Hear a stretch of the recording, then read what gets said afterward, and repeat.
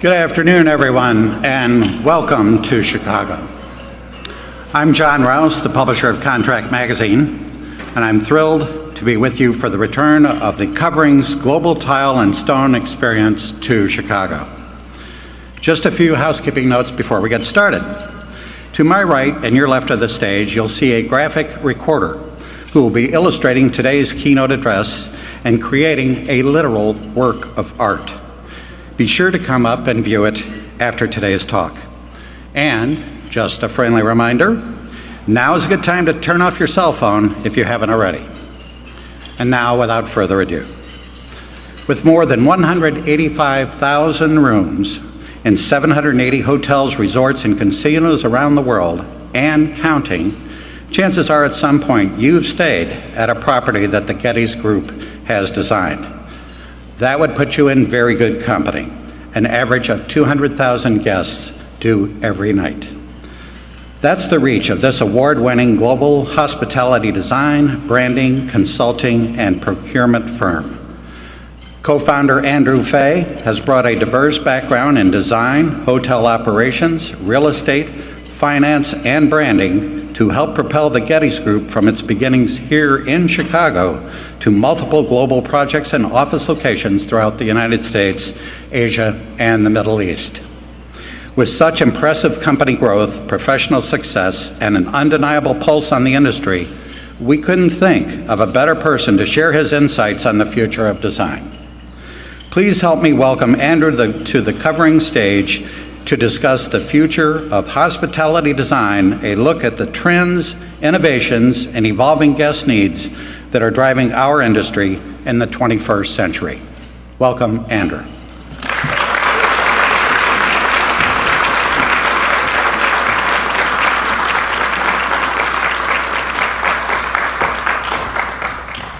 Good afternoon, everybody.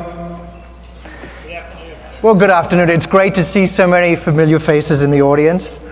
Thank you so much for coming, and I was going to thank you for bringing this beautiful spring weather to us in Chicago, but I'm not sure. I may have to rethink that. And John, thank you so much for that very kind introduction. And thank you also to my extraordinary team members and colleagues at the Gettys Group who have brought these many thousands of projects and hotel rooms to life around the world. And also a very special thank you to my friend Tom, who's sitting backstage and driving this presentation, who I'm bound to give a little heartburn to, as I tend to ramble and get off course occasionally. And I'm terribly excited to see what happens here. No pressure for you, but I'm kind of feeling that might be a real insight into the way I think, pictorially. Thanks also for Coverings, for inviting me here today. I really am genuinely humbled and honored to be here. And as John alluded to, so grateful that Coverings has once again chosen Chicago for its annual trade show. You know, I really feel like Chicago is one of the best kept secrets in the world. It has extraordinary cultural and architectural and cultural and food and political heartbeats. And let's face it, what world-class global city can offer you this kind of winter experience? Having said that, seriously, we're really trying to encourage tourism and development in the city of Chicago. We're really anxious to be able to achieve our goals and achieve another 1 million visitors a year in the near term. So when you leave Chicago and go home, please do tell your friends and coworkers and family what an incredible time you had in Chicago. And please do encourage them to come and visit no matter what the season. I wanted to take a few minutes to tell you a little bit about my background. My journey started in Hobart, in Tasmania. Tasmania is a very sleepy little island state south of mainland Australia. Has anybody here ever been to Tassie? Oh. Well, there's another place I'd really also strongly encourage you to visit. It's extremely far south. In fact, it's the last stop before Antarctica. And so at a very early age, my mother was strongly encouraging my brother and I to leave town, get out of the state, travel the world, see what was going on.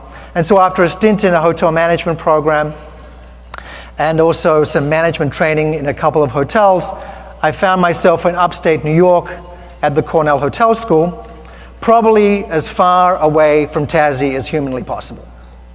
And it was here that Roger Hill, my dear friend and business partner of many, many years, and I, along with some of our college pals, hatched a plan that we would one day get together to start a hospitality-related business. And so after graduation, that's an unauthorized slide.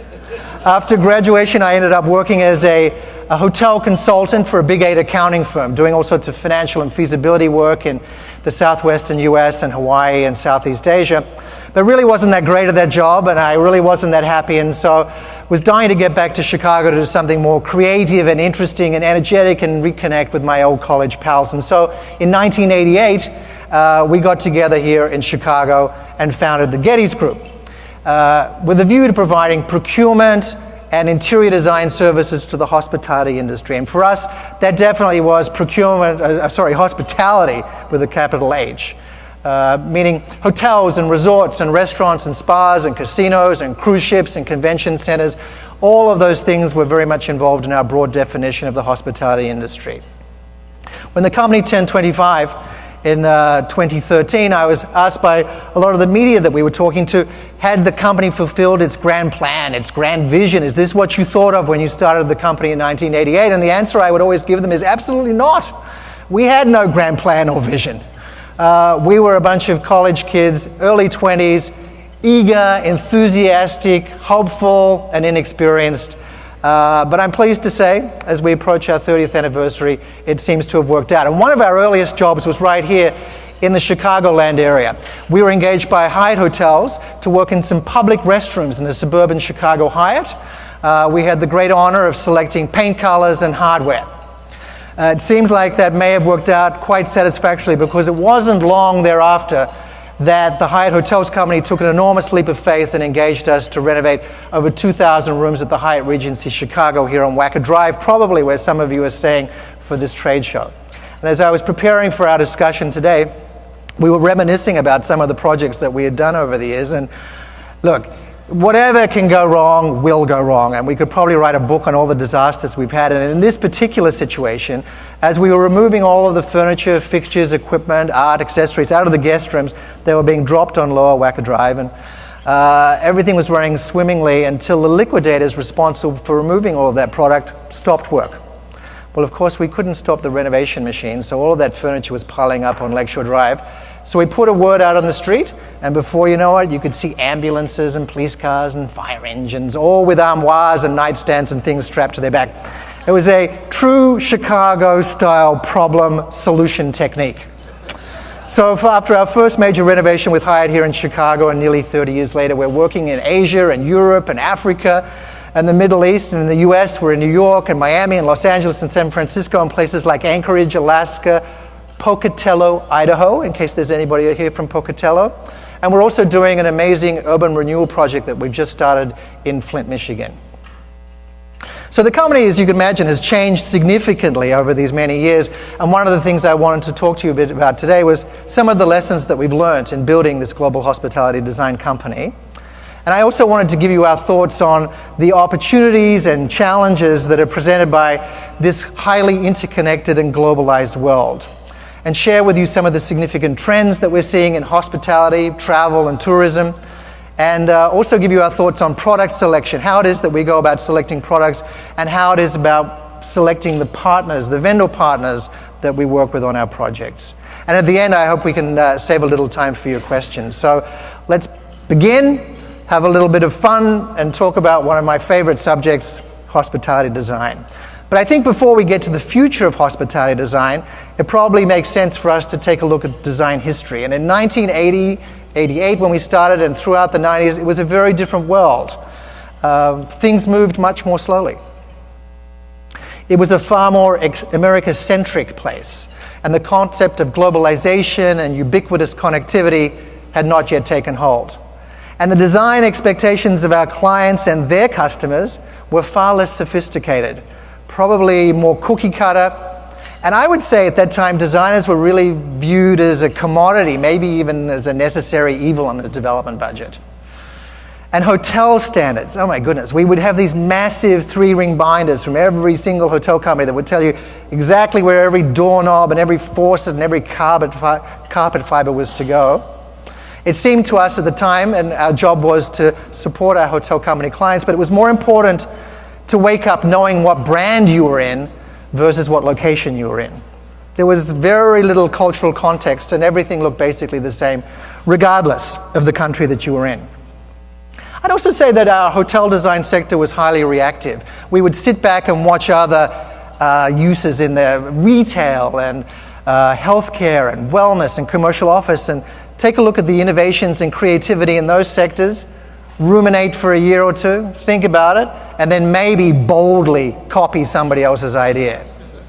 Candidly, it was really not, it was a great time to start a business, I think, now that I think about it, but it really wasn't a particularly exciting time for hospitality design. Well, let me tell you, that has changed, and for the better. This globalization and constant connectivity has radically changed our business. And as with all change, there comes many, many challenges, particularly when you're operating as we do, simultaneously across multiple countries, in multiple languages, in multiple time zones. You just cannot afford a disconnect.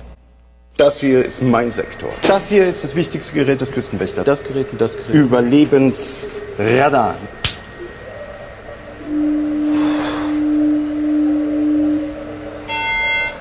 Mayday, Mayday. Hello, can you hear us? Can you hear us? Can you... Over. We are sinking. We are sinking. Hello? This is the German Coast Guard. We are sinking. We're sinking. What are you thinking about?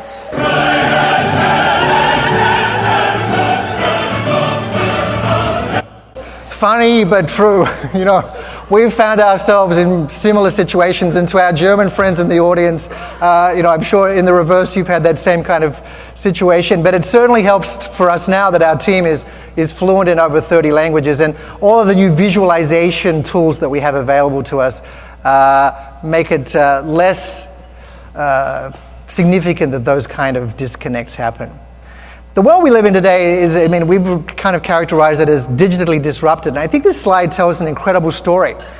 When you look at this, and I think it's particularly interesting to see the years in which these companies were founded. So Uber, 2009, largest taxi company, no taxis.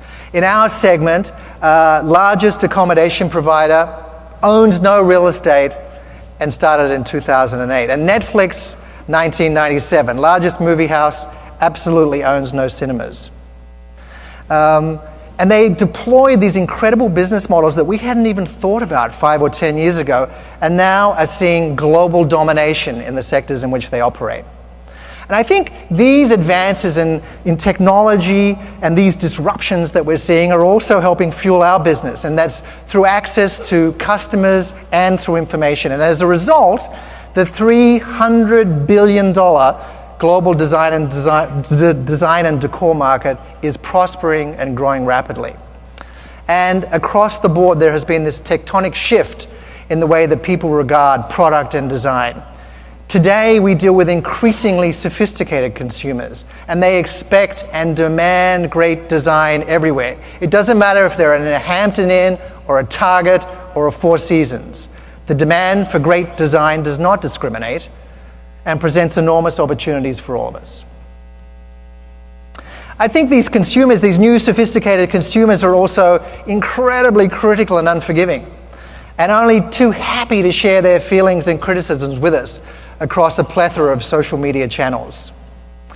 But the good news is that the fundamental advantages of smart, sophisticated design are now widely embraced by brands everywhere. In short, great design is now great business. And we know that design-focused companies significantly outperform their rivals that are less design-focused. The Design Research Institute has done the studies, the numbers are in, and they're up about 200%. Design is also now a strategic weapon that sets brands apart and sets them up for success. And why is that? Because I think design has the power to transform experiences, improve utility, and most importantly, we use design as a mechanism to forge strong emotional connections with the end users. And this notion of forging emotional connections is tantamount to the success of any design firm. I think Apple is an amazing example of a company that's done an extraordinary job in this regard. It has succeeded not just by selling computers and gadgets and gizmos, but it sells beautifully designed, consumer-friendly technology, and it sells it as a lifestyle and as an experience. And that is how they've won the hearts and minds of legions of customers around the world that has enabled them to emerge as one of the most valuable companies in the world. And in our space, we're in an unprecedented era of consolidation in the hotel sector. Companies are merging and acquiring, and there are hundreds more brands today than there were in the 1980s. And I can assure you there are many more to come because we're working on helping some of the global hotel giants create new brands right now. And all of these brands need to stay in a constant state of evolution to ensure that they remain distinctive and relevant to their end users. We're also seeing tremendous growth in lifestyle brands and also soft brands in the boutique and lifestyle sectors, all again which represent wonderful design opportunities for everybody in the room. So hotels are no longer selling a consistent product, they are selling a holistic experience. It's all about the experience. And that experience must have strong emotional connections forged over a detailed number of touch points, service rituals, and signature moments, which are all part of the total hospitality design experience today. And these are the things that make brands shine. This is what makes them this is what makes them stand out. And all of this starts in terms of the touch points and the signature elements long before our guests have checked in and continues significantly after they've checked out. And I think it's important to note, to be able to create these end-to-end experiences, today's hotel designers are very different from the designers we were in the 1980s and 1990s. Today's hotel designers must operate at the intersection of design, branding, strategy, and business. And that's an incredibly different space to operate in than what we did when we first started the company. And I would say to you, the designer that focuses solely on function and aesthetics is the designer of a bygone era. Authenticity trumps consistency every single time. It is no longer simply about clean sheets, a safe and comfortable room, and a good location. And because of all that, it's a fantastic time to be in this hotel design business. I'd say to you too, hotels are cool and fun again around the world. I think it's almost like the resurgence and interest in hotels brings it back to the era early in the middle of the last century. As cities are rapidly growing, residential real estate prices are escalating, apartment sizes are shrinking, hotels are becoming the living rooms of our cities. The place to gather, to meet, to socialize, to collaborate. And they're also becoming the workplace for today's untethered mobile workers. And our industry is no longer reacting and observing what happens in other industries. We're operating at the forefront of design. And we are inspiring hospitality infusion into retail, residential, healthcare, hospital, wellness, and so it goes. I love this gorgeous quote from Maya Angelou. I've learned that people will forget what you said, people will forget what you did, but they will never ever forget how you made them feel. And it seems to me that our primary job as hospitality designers is to make people feel great. And if we do that, we have succeeded. And if we do that, we also create significant value in the real estate for our owners. And the way we do this is by adopting a very guest-centric, research-driven design approach. We start by profiling the ideal guest, establishing a narrative, developing the journey, the signature elements, the touch points, and only then do we start to design. We've become storytellers, similar, I think in many ways, to movie directors.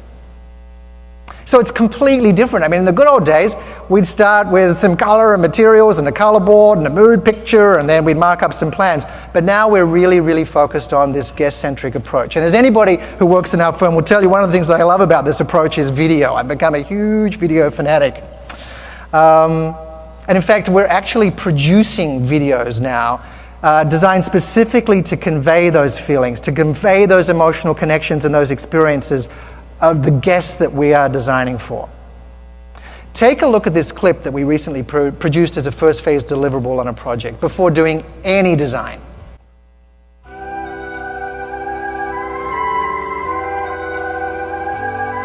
The seekers, the getters, the go-forthers, and go-furthers.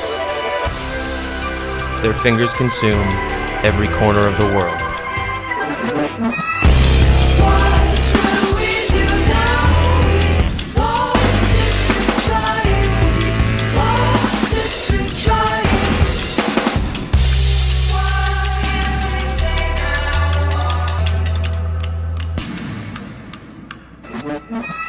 gazing. Noon rides, untucked shirts, unplugged work, happy hour, happy weeks, check in, check out, long shots, long drives, amp up, get down, drum kicks, drop kicks, no sleep, yes sleep, handshakes, sound checks. They take it all in and give it their all. I mean, what could be more different from a color board and marking up a room plan? So these videos are now designed to convey to our clients who the guest is and what experiences they might be looking for inside and outside of the hotel. And if you told me, I don't know, 10 years ago, if you told me 5 years ago that we'd be in the video production business, I would never have believed you. And also in the visual realm, we're very focused on Instagram, and Instagram has really become a big part of what we do in a very short period of time. This is a deliverable that we provide to a client where we set out all of the key Instagram moments where they think they can leverage the most social media capacity in their projects. And the first one I thought we'd share with you is the Blackstone Hotel on South Michigan Avenue.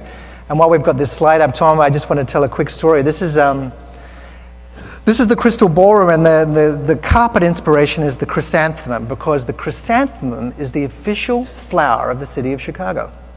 And so this carpet was designed by us and then fabricated in Georgia, and then the trucks were hijacked on the way here. All the carpet disappeared and we had to start all over again. This gold lame leather Chesterfield is prominently featured in social media. These are clips taken straight from Instagram. This is the Epicurean. This is a very culinary-driven experience in Tampa, Florida.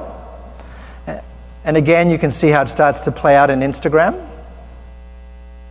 The Renaissance Chicago here on Wacker Drive. If you have a chance, please go and take a look. It's been a major transformation of all of the public areas there. And then you can see exactly that Instagram plan moment is all over the internet right now.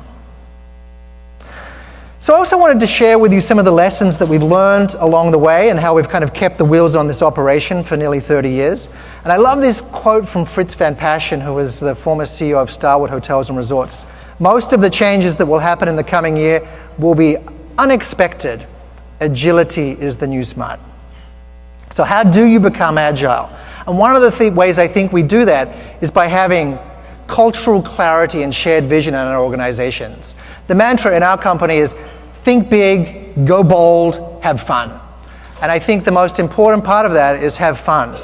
But we really want to make sure that we are empowering people, and we want to make sure that people love what they do and they have fun when they come to work every day. And a la Maya Angelou, if they feel good about what they're doing and enjoying the people they're with, then the work shall be superior. And love what you do, and if you don't, do something else, because life is just way too short, and I've told many people that in our organization over the years. And then with agility comes speed, and this requirement for speed and instant gratification is part of this constant, ubiquitous connectivity we're dealing with today. I would say to you that speed has become a fundamental business imperative. Rapid response is absolutely essential. When you're trying to download an app and it doesn't work that well, or it's too slow, or a website doesn't render quickly enough and you just delete it, well, there's a whole class of deletists out there. And then, our view in the professional services world and in the design world, if you don't respond quickly enough and if you don't understand well enough, your clients will delete you. So rapid response and generating multiple ideas and using technology to do that is a fundamental part of our business. And I always tell people too, business will never move as slowly as the lightning speed at which it moves today. It will only get faster. Hiring great talent, I know everybody says this, but it's really, really important in a global design firm where the founders have no professional design background.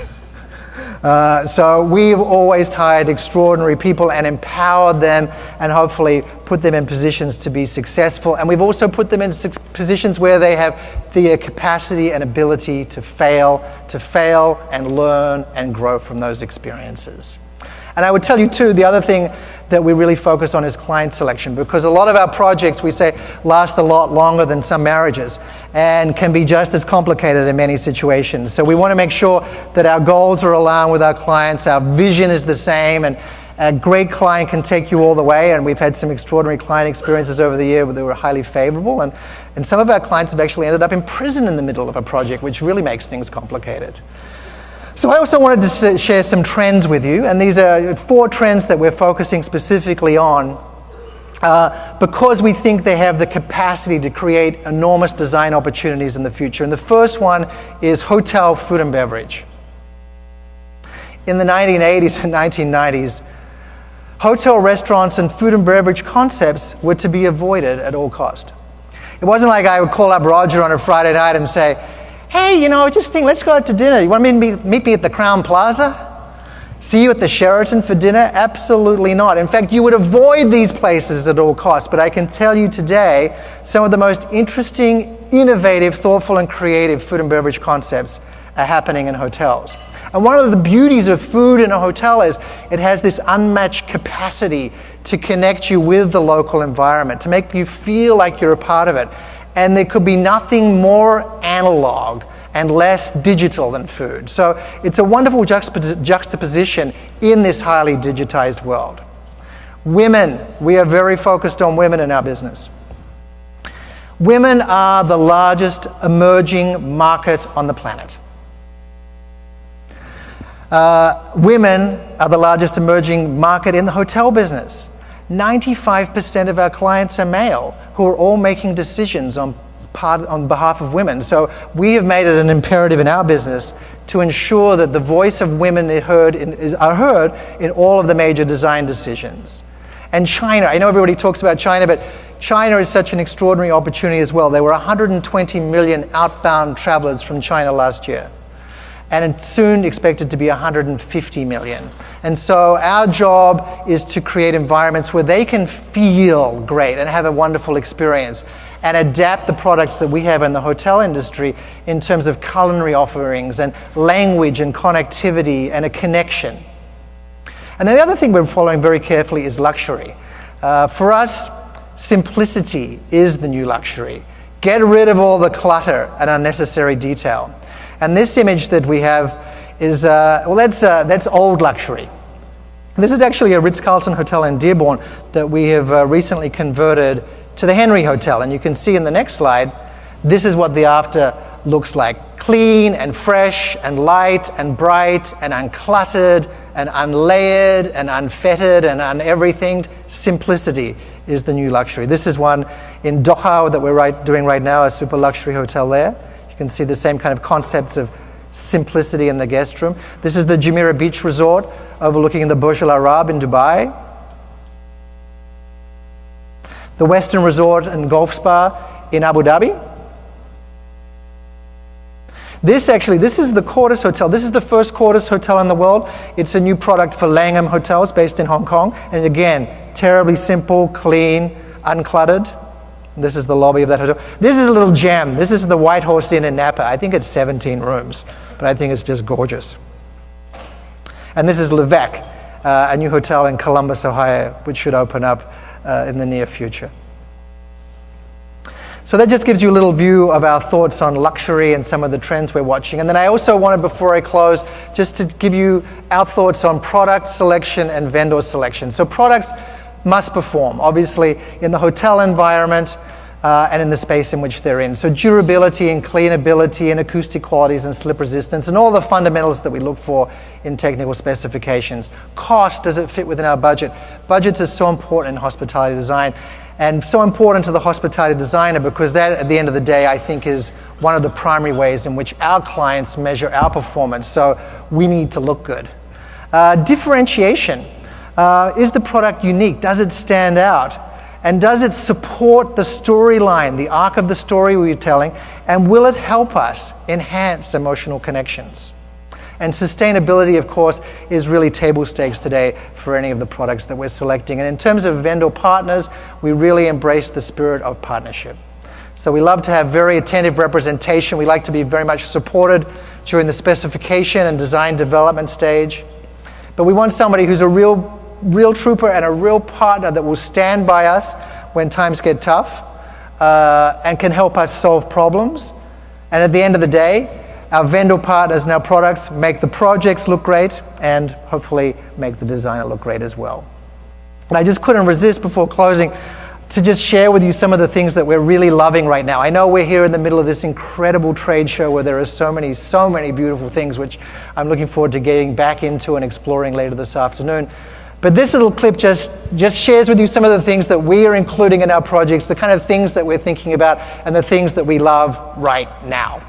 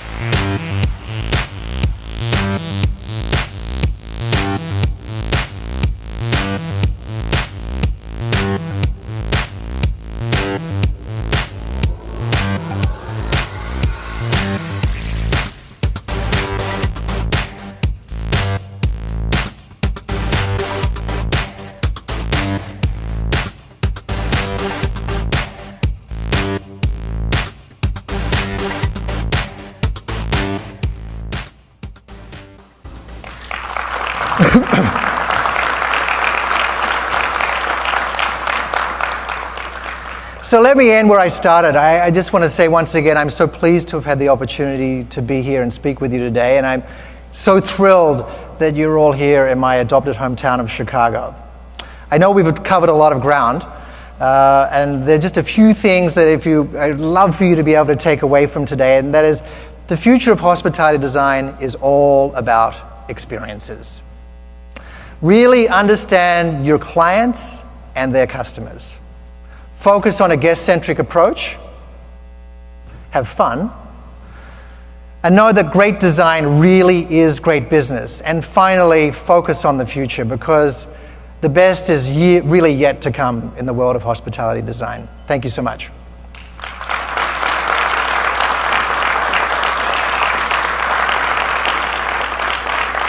And I don't know, do we have time for a couple of questions?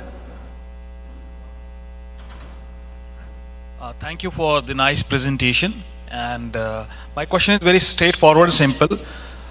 You mentioned China as one of the trend. So how do we do in terms of space and pace?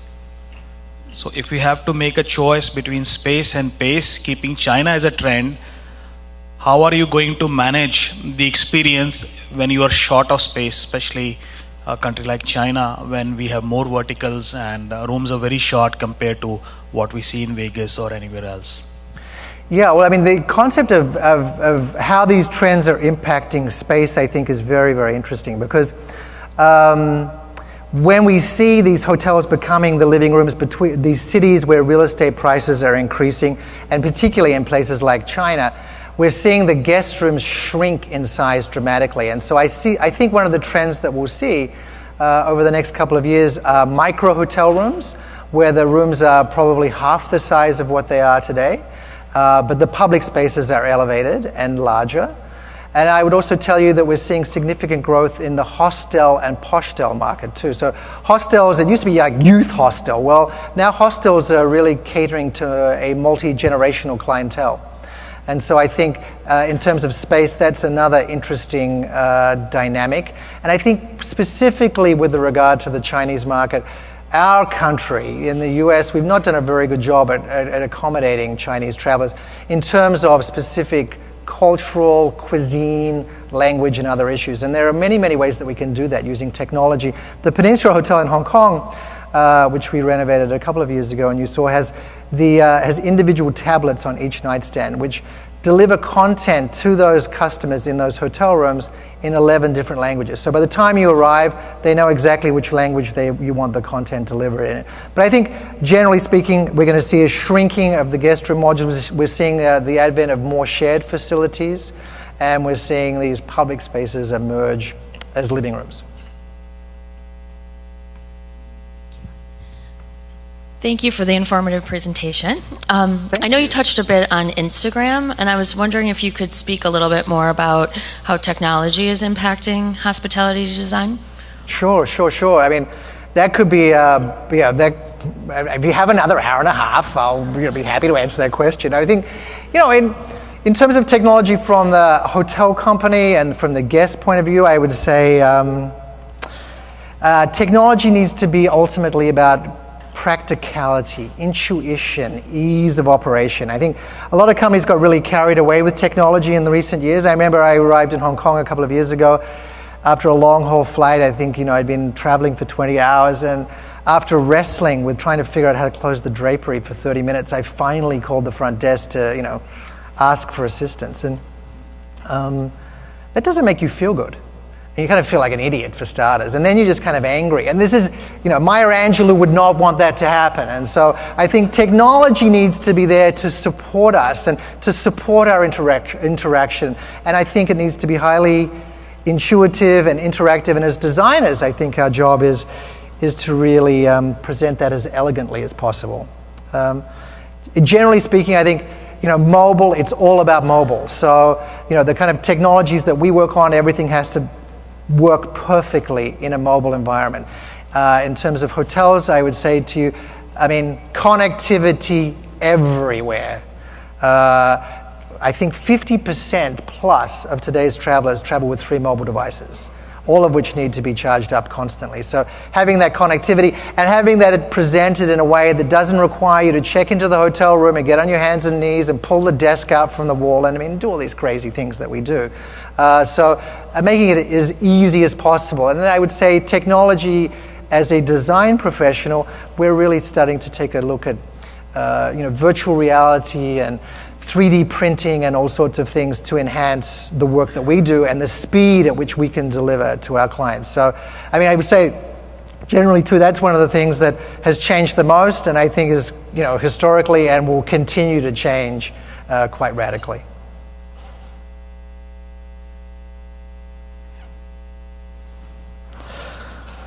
The other thing I would just say about technology too, as I think about it, is let's just not forget, we are in the hospitality design industry, and we're talking about the future of hospitality design, and we're talking about experiences, and we're talking about emotional connections.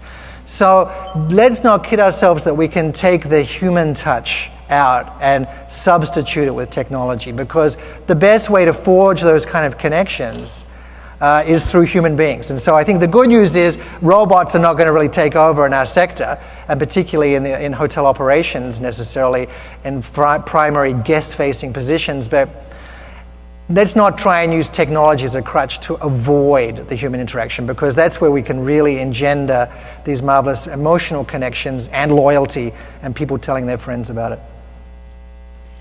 Thank you for your presentation. Hi. I have a question.